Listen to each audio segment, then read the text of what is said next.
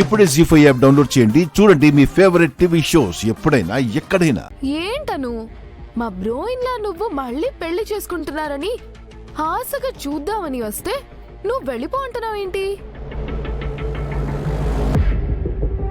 అవునవును, నాకొక small doubt. Reason ఏదో తెలియదు కానీ బ్రోయిన్లాకి దూరంగా వెళ్ళిపోయావు కదా. దగ్గరగా ఉన్నా కూడా పరిస్థితిలానే ఉన్నా. మళ్ళీ అసలు ఈ పెళ్ళేంటను? నేనే అనుని అని ఓపెన్ అయిపోతే అసలు ఎంత పెద్ద ఖర్చు తగ్గేది కదా.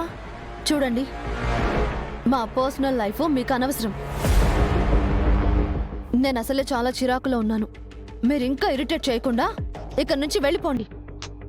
పెళ్లి కూతురు కళకళలాడుతూ ఉండాలి కాని కోపగించుకోకూడదు. సర్లే మాన్సీ, పద పోదాం. మాన్సీ, పెళ్లి కాబోయే అమ్మాయి మెడలో తాళి ఉండకూడదు కదా? ఉండకూడదు కదా.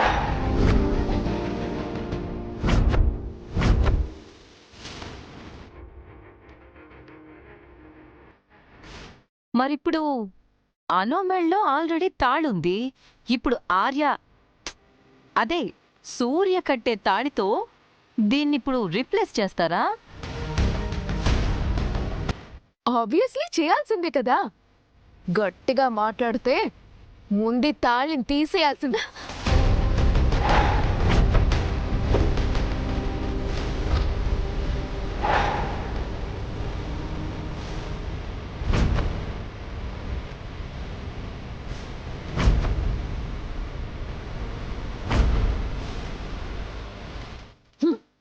నా తాళి మీద చెయ్యి వేస్తే మిమ్మల్ని అను కూల్.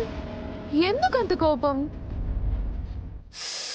ఓహో, బ్రోయిన్లా కట్టిన తాళి తీసేస్తే బ్రోయిన్లాకి ఏమైనా ప్రమాదం జరుగుతుందని సెంటిమెంటా? మేము తీయించకపోయినా నువ్వు పెళ్లిపీటలు ఎక్కే ముందు ఎవరో ఒకరు తీయించి తీరుతారు కదా. అప్పుడు ఏం చేస్తావు? ఏంటి, వాళ్ళని కూడా ఇలాగే ఎదిరిస్తావా?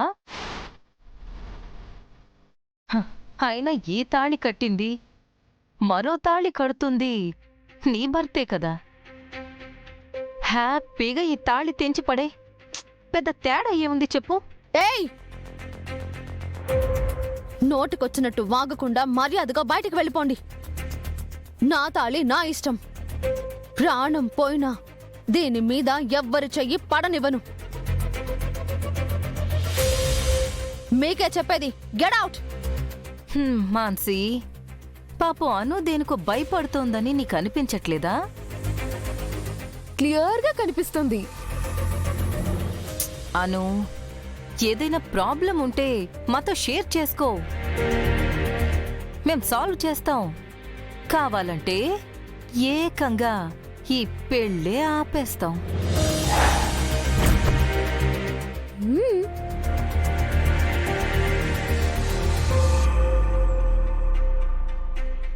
జీ5 యాప్ డౌన్లోడ్ చేసి అన్ని ఎపిసోడ్స్ పూర్తి ఉచితంగా చూడండి.